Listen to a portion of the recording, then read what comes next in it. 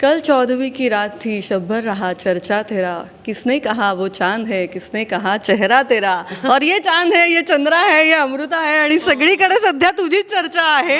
रे नीलू, तू हे म्हणतेस म्हणजे खरंच काहीतरी सुरू आहे. Yes, चर्चा फक्त चंद्राची आहे आणि अर्थात चंद्रमुखी 29 एप्रिलला आपल्या समोर येतोय. खूप सुंदर दिसतेस अमृता. आणि मला असं वाटतं की नटरंगनंतर इतक्या वर्षांनी तू एक लावणी डान्सरची ॲक्टिंग आत्ता जी भूमिका स्वीकारलीस, मधला हा जो काळ गेला, मी थेट प्रश्नाकडे याच येते की मध्ये अनेक ऑफर तू नाकारल्यास. अशा पद्धतीने जेव्हा तुझे ते खरं तर उभारीचे दिवस होते, सुरुवातीचे उमेदीचे दिवस होते, पण तेव्हा ते तू नाकारलंस आणि एका चांगल्या भूमिकेची वाट बघितलीस. लावणी डान्सर जर साकारायची असेल तर त्यांना आज काय उत्तर द्यायचं आहे? मला काहीच उत्तर नाही द्यायचं आहे. त्याचं उत्तर मला असं वाटतं या पोस्टरमधनं ऑलरेडी आम्ही दिलं आहे, किंवा रॉयल ओपेरा हाऊसमध्ये 35 फुटाचा कटआउट आजपर्यंत कुठल्याच अभिनेत्रीचा लागला नव्हता. तो माझ्या प्रोड्युसर डिरेक्टरमुळे पॉसिबल झाला.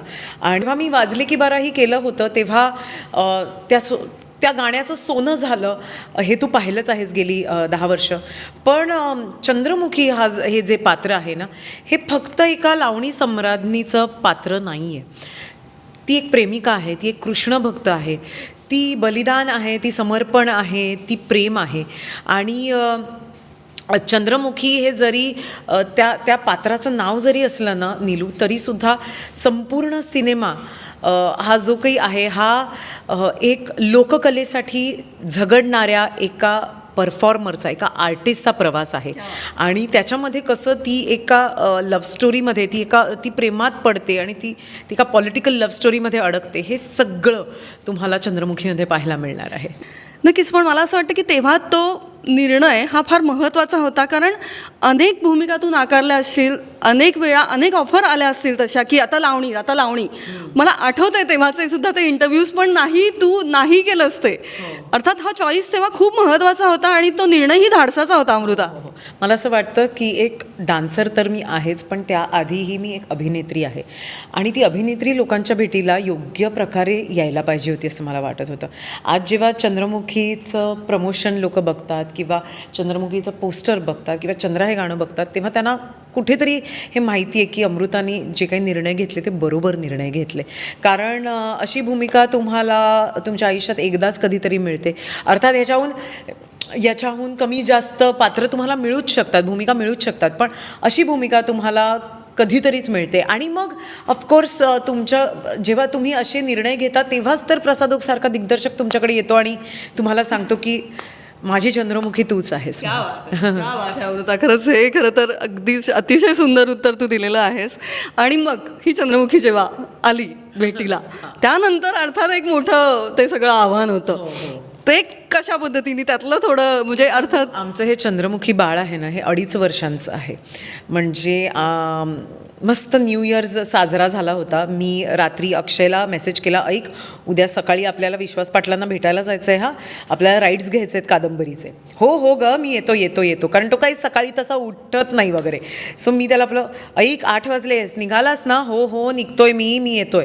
आणि आम्ही गेलो आणि आम्ही ह्याचे राईट्स घेतले. त्यानंतर प्रसादला आम्ही साईन केलं. त्याच्यानंतर मग अजय अतुल यांनी मला असं वाटतं आयुष्यात पहिल्यांदा कुठलंही नरेशन न ऐकता चंद्रमुखी या कादंबरीवर विश्वास पाटलांनी तुला राईट्स दिलेत, चला मी करतो.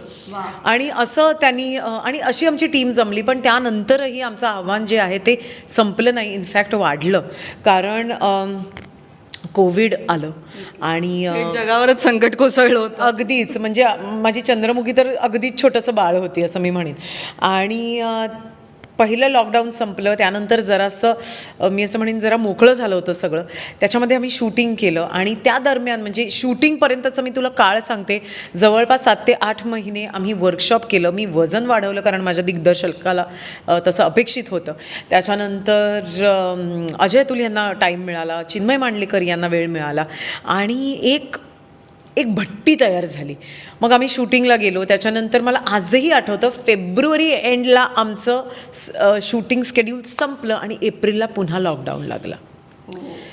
आम्हाला कळतच नव्हतं हे काय होतं आहे, ही देव कुठली परीक्षा संपतच नव्हतं. हां, म्हणजे मला असं वाटतं एक कलाकार म्हणून चंद्रमुखीच्या आयुष्यात त्या कादंबरीमध्ये जितके संकट आले होते, जितका संघर्ष तिने केला होता तेवढाच संघर्ष कुठे ना कुठेतरी टीम पण हो चित्रपटालाही आणि मला आणि संपूर्ण टीमला करावा लागला. पण मला आजही आठवतं अक्षय बर्दापूरकर म्हणाले होते की किती काही झालं तरी जोपर्यंत 100% थिएटर्स उघडत नाही तोपर्यंत मी चंद्रमुखी लोकांच्या भेटीला आणणार नाही. आणि मग ते जे बोलतात ते होतं. बघ आता 100% कपॅसिटीमध्ये चंद्रमुखी लोकांच्या भेटीला येणार आहे. खरंच आणि अर्थात ते नाव लपवणं सगळाच एक प्रवास फार इंटरेस्टिंग होता. आणि फायनली चंद्रा आमच्या समोर आली आणि मग दिवस रात्र सगळीकडे आम्हाला चंद्रा ऐकू येते. मग तो बस स्टॉप असेल किंवा ते फिल्मफेअरचा पोस्टर असेल कव्हर गर्ल असेल तिथे सुद्धा आम्हाला चंद्राच दिसली. अर्थात खूप खूप अभिनंदन, खूप अभिमान आहे की आमची मराठमोळी अमृता त्या फिल्मफेअरच्या छान कव्हरवर आम्हाला दिसते. सो प्लीज तो एक खास एक्सपिरियन्स आमच्याशी शेअर करा. खरं सांगायचं तर याचं सगळं श्रेय फिल्मफेअरच्या टीमला जातं आणि अक्षय बर्दापूरकरला जातं. गेलं वर्षभर आम्ही फिल्मफेअरला फिल्मफेअरबरोबर काहीतरी करू पाहत होतो आणि माझं असं झालेलं की काहीतरी वेगळं करूया, अक्षय काहीतरी वेगळं करूया. चंद्रमुखी ही लोकांना असं बोलू देत की मराठी लँग्वेजमधला हा सिनेमा आहे.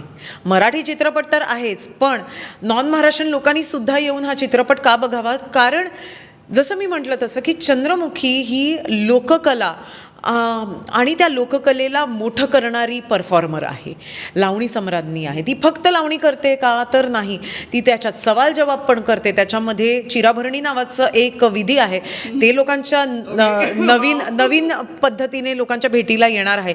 त्याच्यात एक लव्ह सॉन्ग आहे, त्याच्यात एक सॅड सॉन्ग आहे.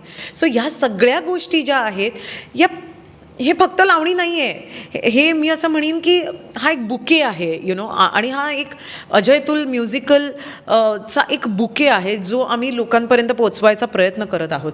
सो मराठी लँग्वेजमधला हा एक चित्रपट आहे, हा एक सिनेमा आहे आणि तो लोकांपर्यंत पोचावा. तर तो लोकांपर्यंत कसा पोचावा? तर आपण अशा काही गोष्टी केल्या पाहिजेत ना ज्या ग्लोबली लोकांना माहिती आहेत किंवा ज्या बॉलिवूडला माहिती आहेत किंवा आज माझी दुबईमध्ये बसणारी जी बहीण आहे तिला असं वाटेल ही वाव अमू तू फिल्मफेअरच्या कव्हरवरती आलीस म्हणून वगैरे. सो गेलं 1 वर्ष आमचं स्ट्रगल सुरू होता आणि मग अक्षय म्हणाला ठीक आहे मग तुला कसं करायचं आहे. मी म्हटलं ठीक आहे मला थोडासा वेळ दे. मला हे डेफिनेटली जेव्हा ते हो म्हणाले तेव्हापासून माहिती होतं की नथ, नऊवार आणि चंद्रकोर हे तर मी घालणारच कव्हरसाठी, कारण तो आपला मान आहे, तो आपला अभिमान आहे आणि ती आपली परंपरा आहे. आणि ती जेव्हा जगासमोर जाईल आणि फिल्मफेअरच्या कव्हर पेजवरनं ती जगासमोर जाईल तेव्हा मला माहिती आहे माझ्या फॅन्सना किती भारी वाटणार आहे आणि ती भारी फिलिंग मला माझ्या फॅन्सना द्यायची होती. आणि म्हणून ते जे फोटोशूट होतं ते आम्ही खूप स्पेसिफिक केलं. फार अप्रतिम, फार अतिशय सुंदर दिसतीस तू अर्थातच. पण इथे या सगळ्या ज्या व्हाईट साड्या आहेत त्या तर त्याच्यावर मी येणारच आहे, त्या फारच सुंदर आहेत. पण तिथे मात्र ती ब्लॅक साडी आणि ती अप्रतिम अफलातून काय डोळ्यांचं पारणं फिटलं असं सगळं झालेलं आहे. म्हणजे ज्यांना ब्लॅक साडी क्रश असतो ना त्यांच्यासाठी ते जास्त. मी तुला सांगू का एक छोटीशी सिक्रेट आहे. हे बघ आपल्याला हातात फिल्मफेअर लेडी पकडायची आहे की नाही. फिल्मफेअर लेडी काय आहे? Black lady is here. Oh my God yes. So त्याच्यामुळे आहे ते.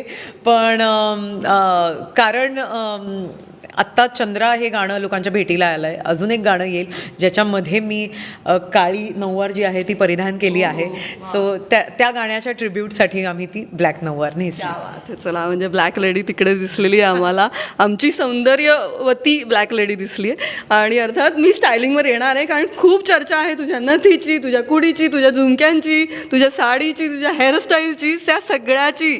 तर याबद्दलचं जे काम आहे आणि अर्थात प्रमोशनमध्ये सुद्धा तू इतकीच सुंदर दिसते. थोडंसं या सगळ्या स्टायलिंगबद्दल तू सांग. लवलेकर सर आहेत, त्यांनी संपूर्ण आमचा जो लुक आहे तो डिझाईन केला होता आणि त्यात मला अजून एक नाव ॲड करायचं आहे ते म्हणजे मंजिरी प्रसाद ओक हिचं.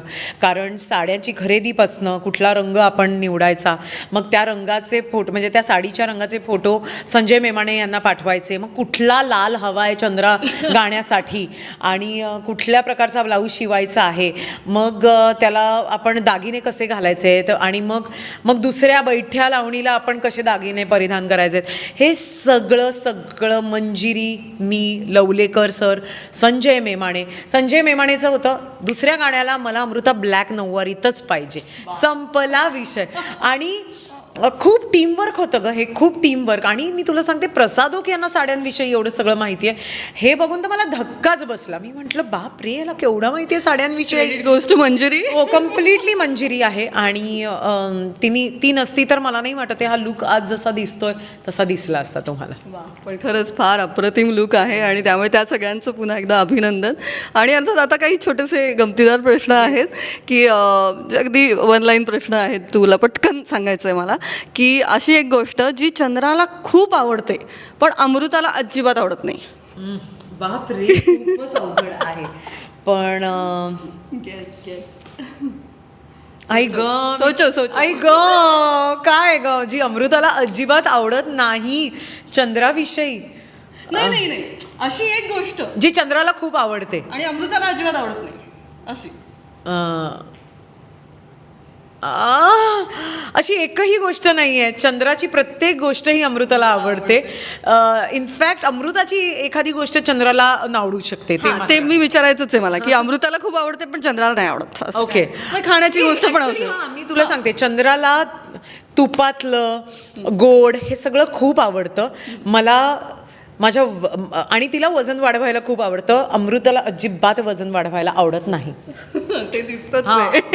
मी ज्या क्षणी माझं डबिंग संपलं त्या क्षणी जिमला गेले, मी वजन कमी केलं. बापरे बापरे. हो. येस. आणि खाण्याची एखादी गोष्ट जी चंद्राला आवडते आणि मला आवडत नाही. मी म्हटलं तसं, तुपातलं गोड बीड असं सगळं चंद्राला प्रचंड आवडतं आणि अमृताला अजिबात आवडत नाही, चॉकलेट सोडून. ओके. आणि तो जो विडा आहे, तो विड्याचा जो उल्लेख आहे तो अमृतालाही खूप आवडतो का? हो, विड्याचा जो उल्लेख आहे तो अमृताला खूप आवडतो. म्हणजे असं रोमॅन्स भरलेलाच आहे अंगात. अगदी अगदी अगदी. आणि मला एक खूप छान इंटरेस्टिंग गोष्ट सापडली की ते आपल्या वाजले की 12मध्ये तिला खूप घाई होती त्या लावणी सम्राज्ञीला. ही माणसं तर म्हणते बसा जरा, घाई नकोय. अजिबातच नाही, आम्हाला कसलीच घाई नाहीये. तुम्ही या बसा विडा घ्या, तुम्ही या बसा विडा घ्या, छान सबुरीनं सगळं करा, काहीच आम्हाला कसलीच घाई नाहीये. सख्खी रात्र रंगणार आहे. आणि क्या बात आहे, 29 एप्रिलला असाच छान हा सिनेमा सुद्धा तितकाच रंगेल आणि भारतभर आणि भारताबाहेर सुद्धा प्रेक्षकांपर्यंत पोहोचू दे. आणि खूप खूप शुभेच्छा अमृता. पुन्हा एकदा प्रेक्षकांना काय सांगशील? मला एवढंच सांगायचं आहे, चंद्रमुखी जसं मी म्हटलं तसं प्रेम आहे, बलिदान आहे, त्याग आहे.